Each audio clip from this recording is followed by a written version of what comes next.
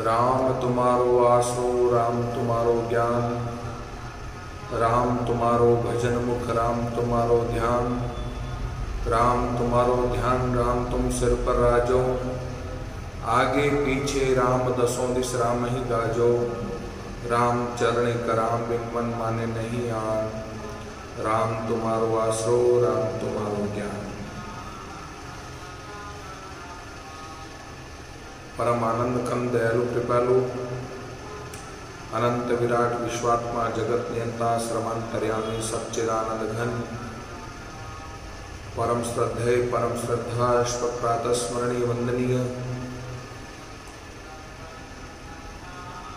अंतर्राष्ट्रीय राम स्नेही संप्रदाय के जन्मदाता पूज्यपाद भगवत स्वरूप आराध्य देव स्वामी जी श्री रामचरण जी महाराज की पावन पाद पद्मों में प्रणिपात करते हैं।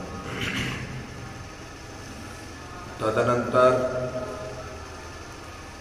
तपःपूत तपोनिष्ठ ब्रह्मनिष्ठ जिनके चरण रज से यह धरा राममयी साधनामयी त्यागमयी तपस्यामयी तीर्थ स्वरूप के अधिष्ठाता संस्थापक स्वामी जी श्री भगवान दास जी महाराज की पावन पाद पद्मों में वंदन करते हैं।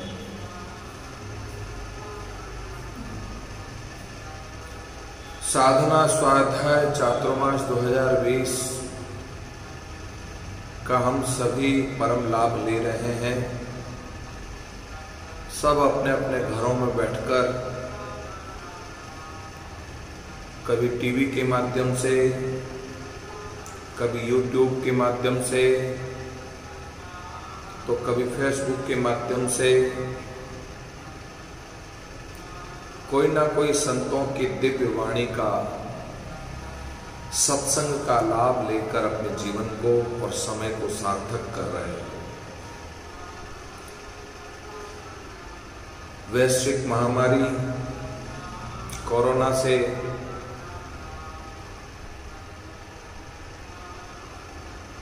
त्रस्त विश्व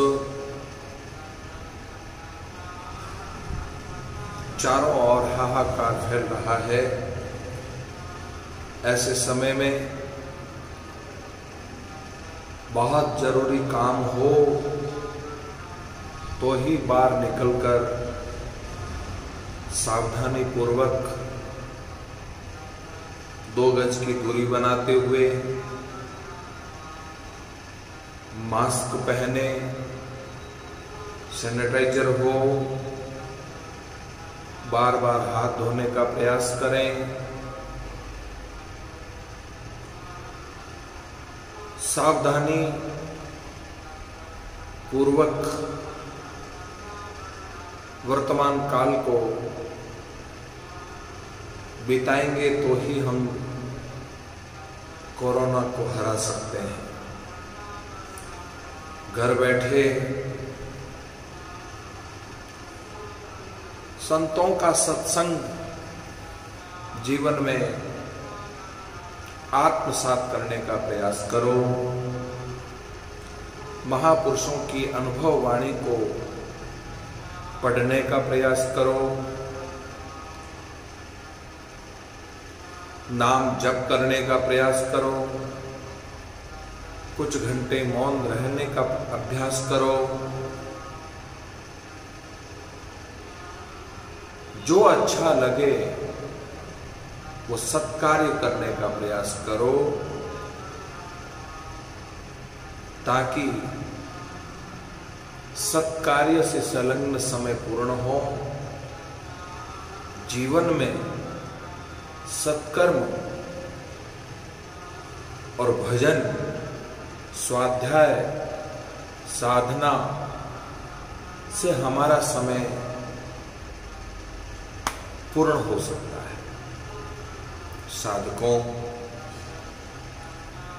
बहुत सुंदर प्रसंग श्री महाराज के वांग्मय स्वरूप वाणी जी के भक्तमाल स्वरूप नाम प्रताप ग्रंथ को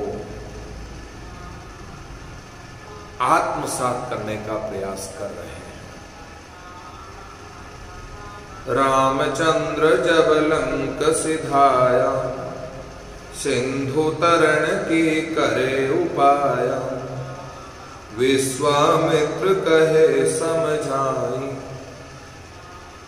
राम नाम लिख पत्थर तराई, ए देखो न केवल करता, अवतारा का कारज सरता, भक्त हेतु अवतार ही धरई, राम रट्या सब कारज सरई। श्री महाराज ने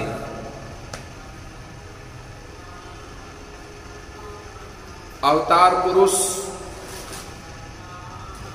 24 अवतारों में प्रमुख अवतार राम की संस्कृति को,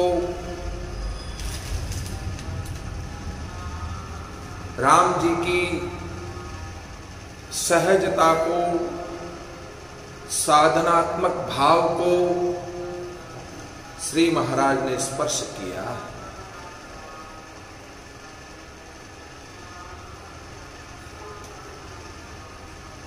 एक संस्कृति को स्थापित करते हुए राम नाम की संस्कृति,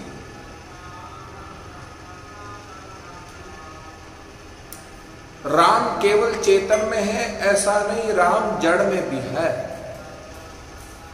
चेतन राम जड़ को भी चेतन बना करके राम की महत्ता को प्रकट कर सकता है। ऐसा सुंदर पावन प्रसंग श्री महाराज ने छुआ। प्रहलाद के प्रसंग से जड़ खंभ में से भगवान नरसिंह के रूप में प्राकट्य कराकर बोध करवाया कि राम केवल चेतन में है ऐसा नहीं, जड़ में भी है। पर जिस राम नाम की कृपा से जड़ स्वरूप पत्थर समुद्र को लांघने के लिए राम नाम का प्रयोग किया। विश्वामित्र जी का प्रसंग सुनाते हुए शास्त्रकार कहते हैं,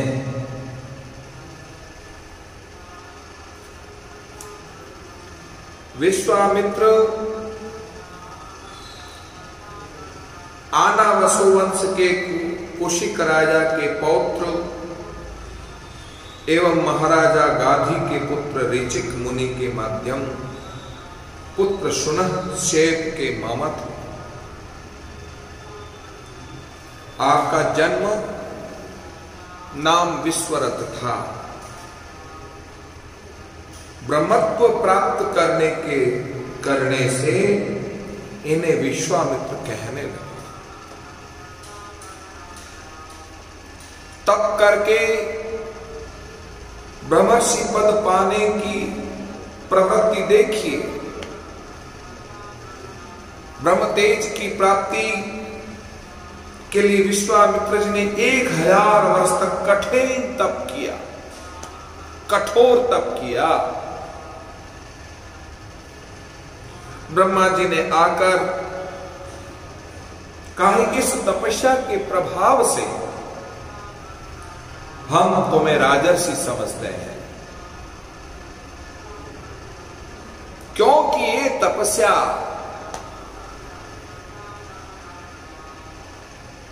तो राजा लोग भी कर सकते हैं, इसमें बड़ी बात नहीं। पुनः तप में जुट गए।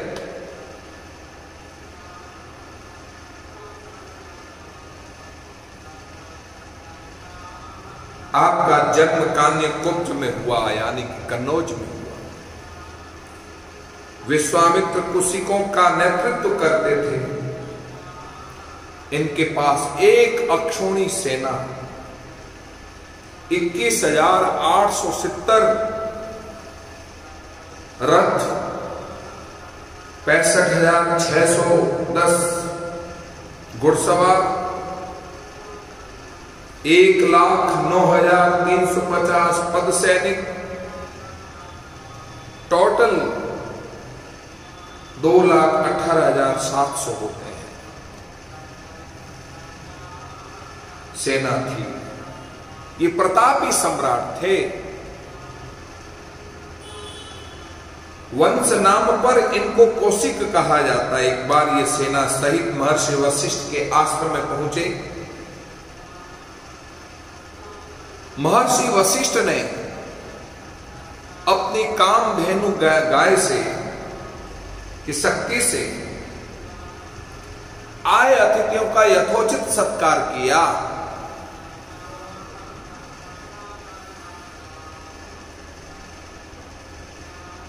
उस गाय के प्रभाव को देखकर विश्वामित्र ने उसे लेना चाहा। जब महर्षि ने कामधेनु देना अस्वीकार कर दिया, तब उन्होंने बलात् उसे ले जाने का प्रयत्न किया। वशिष्ठ की अनुमति से कामधेनु ने अपने शरीर से लाखों लाखों लाखों सैनिक प्रकट करके इनकी सेना को परास्त कर दिया।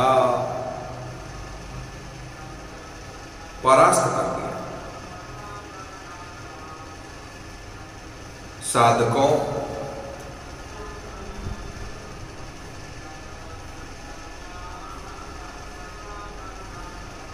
इस तरह के महती कार्य,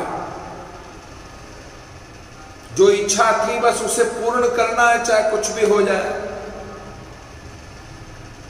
वशिष्ठ को पराजित करने के लिए विश्वामित्र तप करने लगे। तपस्या करके शंकर जी द्वारा प्राप्त दिव्यमान दिव्यास्त्र भी ब्रह्मर्षि वशिष्ठ के ब्रह्मदंड में लीन हो गए। तब विश्वामित्र जी स्वयं ने ब्राह्मणत्व प्राप्त करने का निश्चय किया और उन्होंने कठोर तप किया। परंतु अब की बार तप राजा त्रिशंकु को सशरीर स्वर्ग भेजने में खर्च हो गया।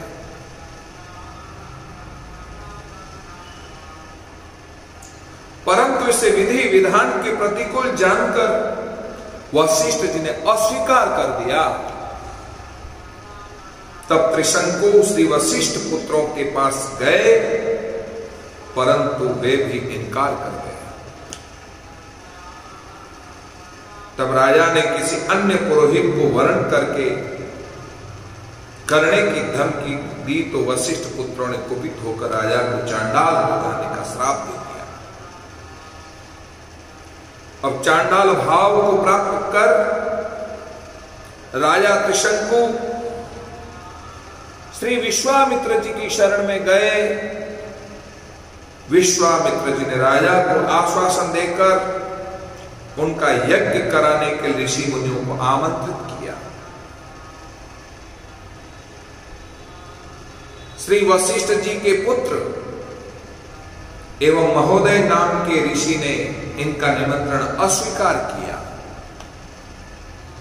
तो ये श्राप देकर उन्हें भस्म कर दिए और आगत ऋषियों द्वारा यज्ञ प्रारंभ कर दिया। परंतु विधि पूर्वक अनुष्ठान होने पर देवता यज्ञ भाग लेने के लिए नहीं आए। अनुचित यज्ञ हो रहा है, शास्त्रीय विधि नहीं हो रहा है, तो देवताओं का क्या अधिकार है वहां जाने का, उस यज्ञ में भाग लेने का हमारा कोई औचित्य नहीं है। तब वे अपने तपोबल से त्रिशंकु को सदेह स्वर्ग भेजने लगे, परंतु त्रिशंकु की अनधिकार चेष्टा पर खींचकर देवराज इंद्र ने उसे स्वर्ग से ढकेल दिया। भागवत के 9वें स्कंद में त्रिशंकु का यह प्रसंग आता है। कहते हैं कि उल्टे लटक गए, आज भी उल्टे ही लटके हुए त्रिशंकु। ना तो स्वर्ग में है ना इस पृथ्वी पर है, बीच में लटके हुए हैं। तब विश्वामित्र जी राजा को अंतरिक्ष में ही रोककर अपने तपोबल से दूसरे स्वर्ग की सृष्टि करने लगे। यह देखकर कि ऋषि मुनि देवताओं ने आकर अनुनय विनय कर इनको इस कार्य से निवृत्त किया। विश्वामित्र जी को अपने इस तपक्षय से बड़ी ग्लानि हुई। तपक्षय से बड़ी ग्लानि हुई। वे उस स्थान को छोड़कर पुष्कर तीर्थ में जाकर के तप करने लगे।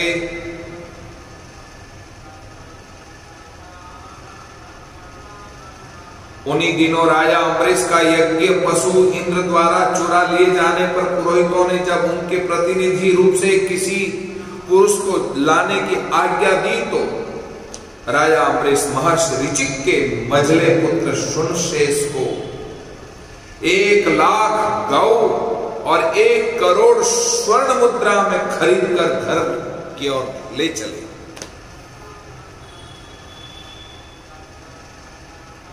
रास्ते में पुष्कर तीर्थ पड़ा।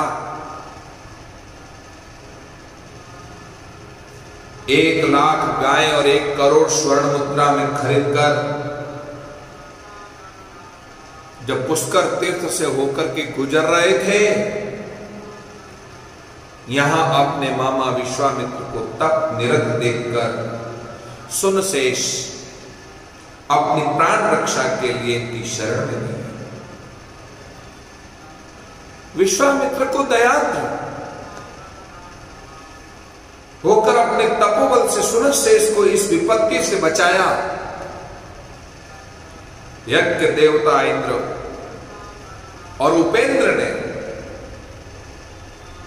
बिना बलि लिए ही राजा को पूर्ण काम पर वर दे दिया और सुनशेष को दीर्घायु होने का वर दिया। एक बार का तप ऐसे ही चला गया। पहले त्रिशंकु को सशरीर भेजा तो तप उसमें चला गया। पुष्कर में जो तीर्थ किया तो तप किया तो वह भी ऐसे ही चला गया। विश्वामित्र ने पुनः 1000 वर्ष तक तप किया तो ब्रह्मांड जी ने आकर उन्हें राजर्षि पद प्रदान किया। पुनः तप में लगे, परंतु अब की बार का तप मेनका अप्सरा के मोह जाल में फंस जाने से नष्ट हो गया।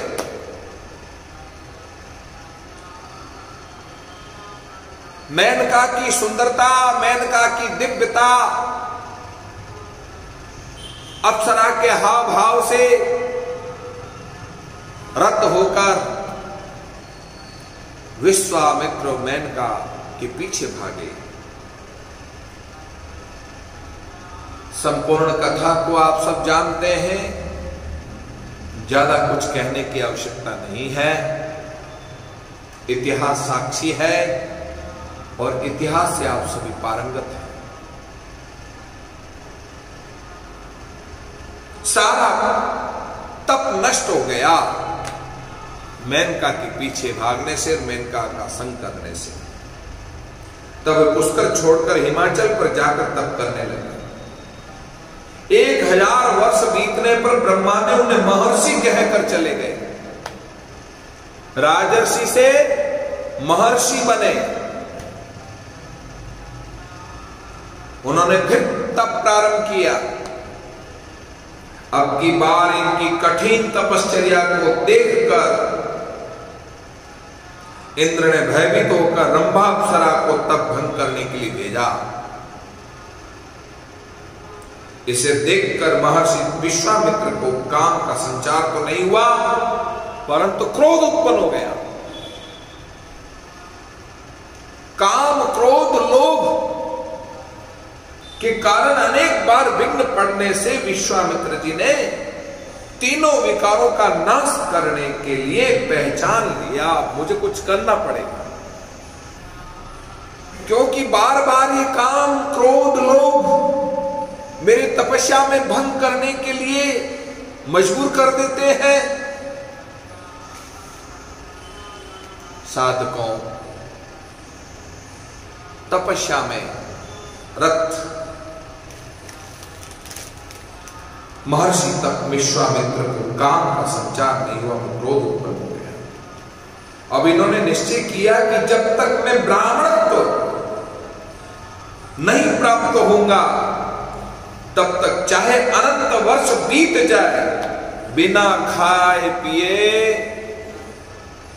बिना श्वास लिए खड़े होकर तप करूंगा। और कठोर तप करने लगे। साधकों, ऐसा दृढ़ निश्चय करके पूर्व दिशा में जाकर 1000 वर्ष तक घोर तप किया।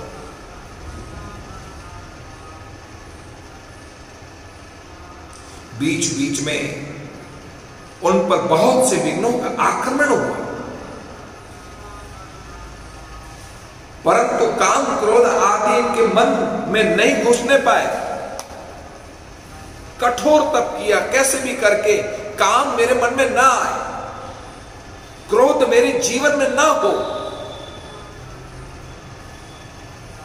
लोभ की प्रवृत्ति मेरे जीवन में न जगे। केवल एक ही लोभ है, ब्रह्मर्षि पद प्राप्त करना, इससे बढ़कर कुछ नहीं।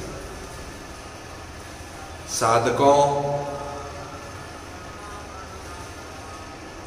वर्ग पूर्ण होने पर जो ही अन्न भोजन करना चाहा, इंद्र ने विप्र रूप धरकर उस अन्न को मांग लिया। इन्होंने सहर्ष दे दिया, पुनः श्वास खींचकर तप में लग गए। इनके मस्तक से अग्नि की ज्वालाएं निकलने लगी। सब देवता डरकर ब्रह्मा जी के पास दौड़े। त्राहिमाम त्राहिमाम रक्षमाम रक्षमाम, आप शीघ्र उनके मनोरथ को पूर्ण करें, अब इनमें कोई विकार नहीं है। ब्रह्मा जी ने आकर के इन्हें ब्रह्मर्षि पद प्रदान दिया। हे विश्वामित्र, तुम आज से ब्रह्मर्षि हो। सभी देवता ऋषियों ने भी इसे स्वीकार किया, परंतु वशिष्ठ जी ने अब भी इनके अधिक से अधिक महर्षि शब्द निकला, पर ब्रह्मर्षि पद की उपाधि नहीं दी। विश्वामित्र जी ये नहीं समझ पाते, अब हम में क्या कमी है जो वशिष्ठ हमें ब्रह्मर्षि पद से मानने से इनकार कर रहे। परिणाम यह हुआ कि इनके मन में पुराना वेर पुनः भड़क उठा। अंततो गत्वा वशिष्ठ जी को मारने के लिए रात्रि में प्लानिंग करके चुपके से सुनसान में अवसर की प्रतीक्षा में आश्रम के समीप छिप रहे। उसी समय अरुंधति ने कहा, प्रभु देखिए कैसी निर्मल ज्योत्सना छिटक रही है, कैसी निर्मल ज्योत्सना छिटक रही है चंद्रमा की। वशिष्ठ जी ने कहा, जैसे आजकल विश्वामित्र की तपस्या का तेज समस्त दिशा और विदिशा को आलोकित कर रहा है, वैसे ही ये ज्योत्सना छिटक रही है। अरुंधति जी के परोक्ष में वशिष्ठ जी के श्रीमुख से विश्वामित्र की प्रशस्ति सुनकर के महाराज विश्वामित्र गदगद हो गए। विस्मित होकर के पूछा, अरुंधति ने पूछा, ना तो फिर आप उन्हें ब्रह्मर्षि क्यों नहीं मान लेते? वशिष्ठ जी ने मुस्कुरा करके कहा, देवी उनमें अब विकार तो नहीं रहा, परंतु अस्त्र शस्त्र का धारण करना उन्होंने नहीं छोड़ा। अस्त्र शस्त्र अभी भी वो धारण किए रहते हैं। ब्रह्मर्षि वह होता है जिसमें काम क्रोध लोभ की बजाय अस्त्र शस्त्र भी उनके पास नहीं होना चाहिए, जो ब्राह्मण धर्म के विरुद्ध है। विश्वामित्र जी सब सुन रहे थे। उन्हें अब अपनी भूल मालूम हुई और बड़ा पश्चाताप हुआ। ओ धिक्कार है मुझे, जो कि मैंने ऐसे महापुरुष के प्रति दोष बुद्धि करके वध का दुस्साहस करने जा रहा हूं, वशिष्ठ को मारने का प्रयास कर रहा हूं। धिक्कार है मुझे। विश्वामित्र जी अपने सभी अस्त्र शस्त्र उतार फेंक कर दौड़कर वशिष्ठ जी के चरणों में साष्टांग दंडवत प्रणाम करने लग गए। वशिष्ठ जी वेदिका से उतरकर उठे, ब्रह्मर्षि जी उठिए। ब्रह्मर्षि जी, विश्वामित्र जी को ब्रह्मर्षि जी कहकर के कहा उठिए। ये कहते हुए दोनों हाथों से उठाकर हृदय से लगा लिया, हृदय से लगा। भगवान श्री राम ने इन्हें भी वशिष्ठ जी की तरह ही गुरु का गौरव प्रदान किया। गंगा जी के तट पर स्थित सिद्धाश्रम यानी कि बिहार प्रांत में जो वर्तमान में वक्षर जिसको कहते हैं बक्सर, उस क्षेत्र में वास करते हुए जप योग यज्ञ आदि द्वारा भगवान की आराधना करते थे। उन दिनों राक्षसेंद्र रावण का बल पाकर मारीच और स्वभाव प्रवृत्ति राक्षस उनके आश्रम में बहुत उपद्रव करते थे, बहुत उपद्रव करते थे। जब जब यज्ञ करते तो उस यज्ञ में मारीच और स्वभाव जैसे राक्षसेंद्र मलमूत्र करके विघ्न पैदा करते थे। इससे तप हानि विचार कर मुनि जी ने मन में निश्चय किया कि भूभार हरनाथ स्वयं भगवान श्री राम अवतार लेकर अब किशोर वय में प्रवेश कर चुके हैं। मुझे अतः चलो अयोध्या, चलकर प्रभु का दर्शन करो और दशरथ जी से मांग लाओ राम जी को यज्ञ की रक्षा के लिए। मुनि तुरंत चल पड़े और अवध की ओर मन में विविध मनोरथ करते हुए। इनका बड़ा ही सुंदर चित्रण गोस्वामी तुलसीदास जी ने गीतावली रामायण में किया है। आज सकल सुकृत फल पाइयो, सुख की सीम अवधि आनंद की अवध विलोकी ही पायो। सुतनि सहित दशरथ ही देखियो, प्रेम पुल की उर लाइयो हूं। रामचंद्र मुख चंद्र सुधा छवि नयन चकोरण पाइयो। सादर समाचार नृप बूझी है, सो सब कथा सुनायो। तुलसी हुए कृत कृत्य आश्रम राम लखन ले आए। गोस्वामी तुलसीदास जी की गीतावली में ऐसा मनोरथ भाव विश्वामित्र जी का अपने शब्दों में अंकित किया है। भक्तवांछा कल्पतरु, भगवान ने मुनि के सभी मनोरथ पूर्ण किए। रामचरितमानस में आप उन सारे कथा प्रसंगों को जानते हैं कि विश्वामित्र जी का आगमन सुनकर के महाराज दशरथ परिवार सहित सरयू नदी पर पहुंचे और बड़े मान सम्मान के साथ विश्वामित्र जी को दरबार में लाए। भोजन आदि से निवृत्त हुए। आने का धीरे से कारण पूछा महाराज दशरथ ने। बोले राक्षसों का भयावह वातावरण हमारे यज्ञ सुरक्षित नहीं है, हमारे तप सुरक्षित नहीं है, इसलिए मैं चाहता हूं कि अनुज सहित राम को यज्ञ रक्षार्थ भेजे। हालांकि महाराज दशरथ को मोह जागृत हो गया था, पर वशिष्ठ जी ने समझा बुझा करके राम लखन को भेजने की आज्ञा दी। साधकों, सौंपे भूप ऋषि सुत बहुविधि देह आशीष। जननी भवन गए प्रभु चले नाई पद शीश। यज्ञ में विघ्न करने वाले राक्षसों का संहार कर श्री राम जी ने मुनियों को निर्भय किया। विश्वामित्र जी ने अपने चिरकाल तप से अर्जित समस्त शास्त्र ज्ञान शस्त्रास्त्र रहस्यों को राम जी को प्रदान करके सफल बनाया। मिथिलापुर में भी धनुष यज्ञ की रक्षा के लिए विश्वामित्र जी राम जी को लखन जी को लेकर के जाते हैं। उस धनुष यज्ञ में भी अनेकानेक प्रकार से अहंकारी राजाओं का मद चूर चूर करने के लिए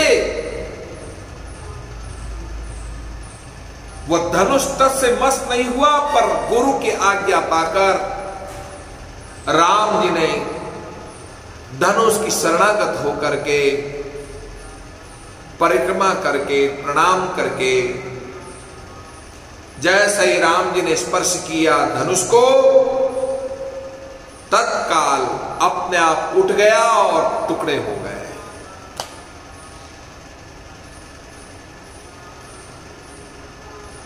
माता जानकी ने राम जी के गले में वरमाला डाल करके बड़ा ही सुंदर कार्य किया। सिया राम बन गए। दशरथ जी के साथ भरत और शत्रुघ्न आए। चारों कन्याओं का विवाह बड़े ठाट बाट के साथ हुआ। ये प्रसंग आप सब जानते हैं।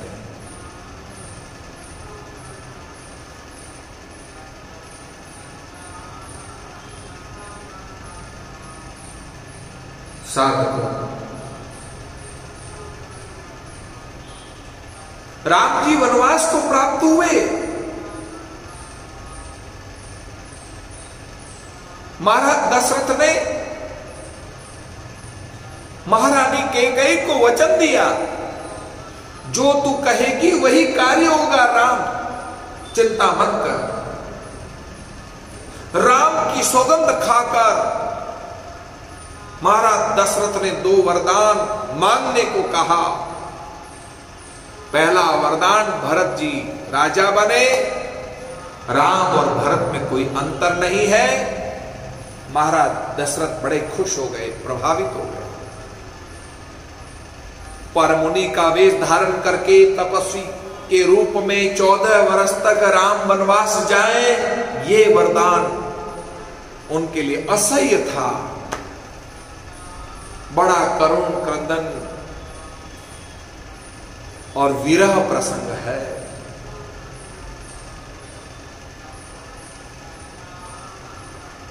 राम जी अपने पिताजी के वचनों की रक्षा करते हुए सीता और लखन साथ में गए।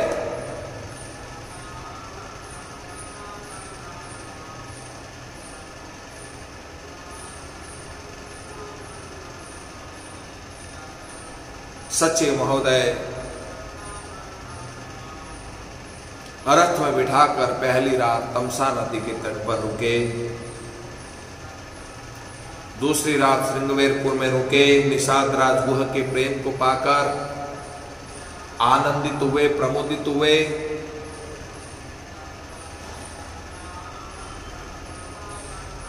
महाराज दशरथ के सचिव को वापस वहां से बलात्पूर्वक भेजा। तुम लौट जाओ। वन की अनेकानेक यात्रा करते करते करते रावण ने मारीच को मायावी मृग बनवाकर सीताहरण की प्लानिंग करके सीताहरण में सक्सेस हो गया। खोज करते करते हनुमान जी से परिचय हुआ, सुग्रीव से मित्रता करवाई, सीता की खोज करवाई चारों दिशाओं में। हनुमान जी सीता जी का पता लगाकर संदेश लाकर चूड़ामणि प्रदान कर राम जी को विश्वास दिलाया। विभीषण रावण की लात खाकर राम जी की शरणागत हुआ। राम जी ने रावण की जीते जी ही विभीषण को लंकेश घोषित कर दिया। समुद्र के तट पर सब सेनाओं के साथ पहुंचे, समुद्र ने रास्ता नहीं दिया। 3 दिन तक इंतजार किया। भगवान शंकर का विशालतम शिवलिंग स्थापित किया।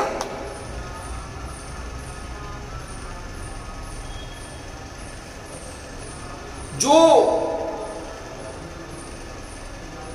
गंगा से जल ला करके यहां रामेश्वरम में जल चढ़ाएगा, उसके सारे मनोरथ पूर्ण हो जाएंगे।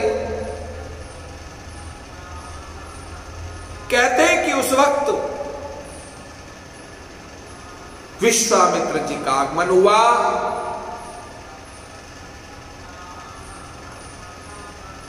जब अपने गुरु रूप विश्वामित्र जी को स्मरण किया तो अचानक विश्वामित्र जी वायु मार्ग के द्वारा सामने विश्वामित्र जी को पाया, प्रणाम किया, वंदन किया और वंदन करके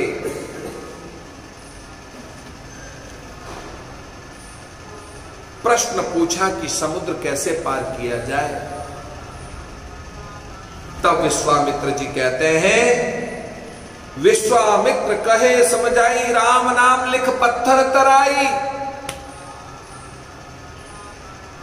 नल नील को बुलाया गया।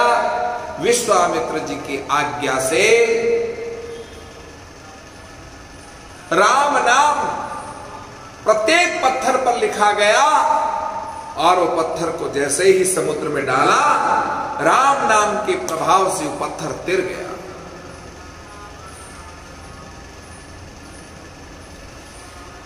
रामचंद्र जब लंक सिधाया, सिंधु तरण की करे उपाया। विश्वामित्र कहे समझाई, राम नाम लिख पत्थर तराई। ये देखो न केवल करता, अवतारा का कारज सरता। किसके प्रभाव से? राम नाम के प्रभाव से अवतारी राम के कार्य राम के नाम से संपन्न हो रहे हैं।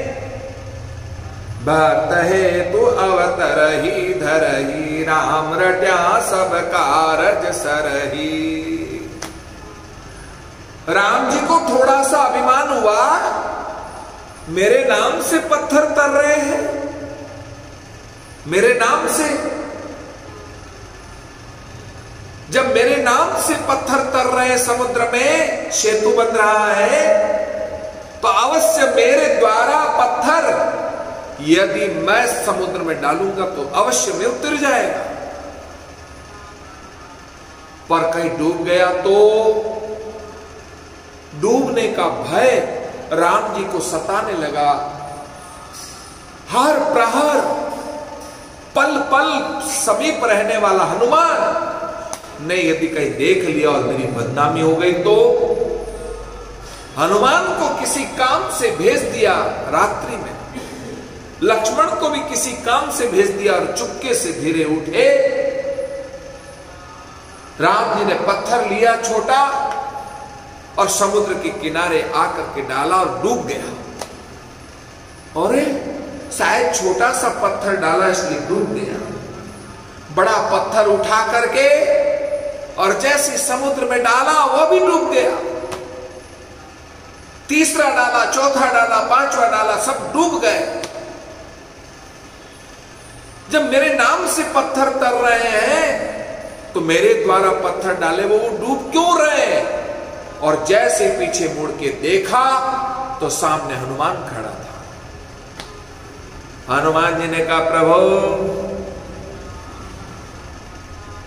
अब तो मैं ढिंडोरा पीट करके कहूंगा राम जी ने पत्थर डाला, वो डूब गया। पर आपको पता हो कि राम जी के हाथों डाला गया पत्थर डूब गया, पर रावण के हाथों डाला गया पत्थर तिर गया, वो तिर गया। रावण ने पत्थर लिया हाथ में और पत्थर लेकर कहा, हे पत्थर, तुझे राम की सौगंध है। और ऐसा कहकर पत्थर डाला, तिर गया। वाह! रावण कहता है कि जिस राम ने पत्थर डाला वो डूब गया, पर रावण की शक्ति तो देखो, पत्थर मेरे द्वारा डाला हुआ वो तिर गया। आखिर ये राज क्या था? एकांत में रावण से पूछा चुपके से, मैं किसी को कहूंगा नहीं, तुम बताओ तो सही, तुम्हारे द्वारा पत्थर डाला वो तिर कैसे गया? अरे पत्थर तो मुझे डर था कहीं डूब न जाए, मेरी हल्की न लग जाए, इसलिए पत्थर को मैंने राम की सौगंध खा करके कहा, तुझे राम की सौगंध है, पत्थर तिरना चाहिए मेरे द्वारा डाला गया जो। राम की सौगंध से पत्थर तिर गया। साधकों, विश्वामित्र जी का यह मार्गदर्शन राम नाम के प्रभाव से पत्थर तिर सकते हैं, वरना नहीं तिर सकते। विश्वामित्र जी ने समझाया, नल नील आदि सभी वानरों ने मिलकर के राम, एक पत्थर में रा लिखा, दूसरे पत्थर में मां लिखा और सेतु बन गया। और देखते देखते विशाल काय सेतु बन गया। आज भी वो सेतु बना हुआ है, जिसको बहुत प्रयास किया तोड़ने का, अच्छे अच्छे पुल टूट गए, पर राम जी के नाम से बना हुआ पत्थर, वो सेतु आज भी ज्यों का त्यों है। ये हमारी संस्कृति है।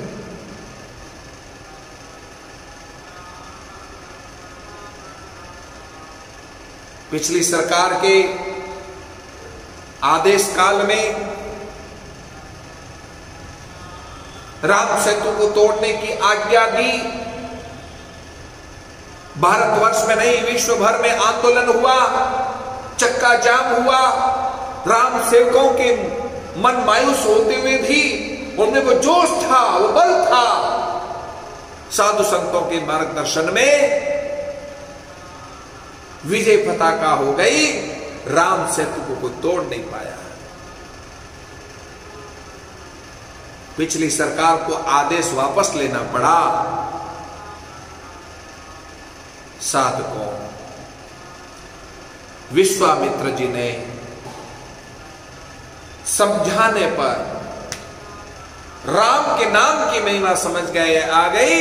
राम जी को खुद को राम के नाम की महिमा समझ में आई। अरे मैं तो समझ रहा था कि मेरे नाम से पत्थर तरेंगे, पर मेरे नाम से नहीं। राम नाम तो अलौकिक है, अनादि काल से राम का नाम जो सबको तारने वाला है। तो हनुमान जी कहते हैं, राम जी, अरे आप जिसको अपने हाथ से छोड़ दोगे वो तो डूबेगा ही डूबेगा, वो कहां से तिरने वाला है। आप जिसको पकड़े रखोगे, आप जिसको स्पर्श करके रखोगे, आपके सन्निधि में जो रहेगा वो भव सागर से तर जाएगा।